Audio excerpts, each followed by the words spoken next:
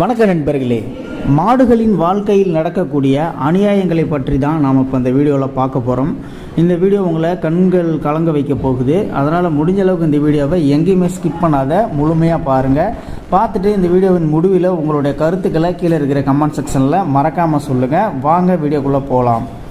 என்னை மண்டையில் சுத்தியை கொண்டு அடித்தார்கள். ஒரு மலை என் தலையில் மோதியதைப் போல் உணர்ந்தேன். அம்மா அம்மா என்று கதறியே தரையில் சரிந்தேன். என் மண்டை எலும்பு உடைந்த வலியை உணர்ந்தேன். நான் கூர்மையான கத்தியை கொண்டு என் கழுத்தை அறுக்கும் பொழுது அந்த வலி நிறைந்த நொடி பொழுதில் என்னை வளர்த்த உன் முகம் என் நினைவில் வந்து சென்றது.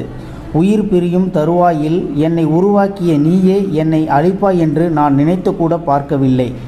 இதுவே நான் ஒரு நாயாக பிறந்திருந்தால் கடைசி வரையும் வளர்த்தவர் வீட்டிலேயே இறந்து போயிருப்பேன். ஏதோ மாடாக பிறந்து விட்டேன்.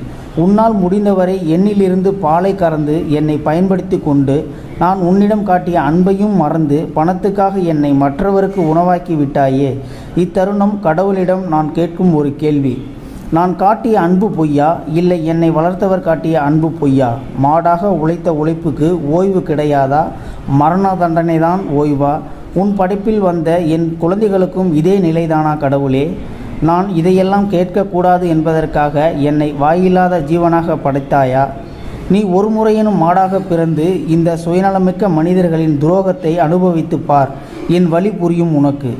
உன் சனாதன தர்மத்தின் என்னை உணவுப் பொருளாக காட்டாத நீ இந்த கலியுகத்தில் ஏன் என்னை தெருமுனை தின்பண்டமாக மாற்றிவிட்டாய் கடவுளே?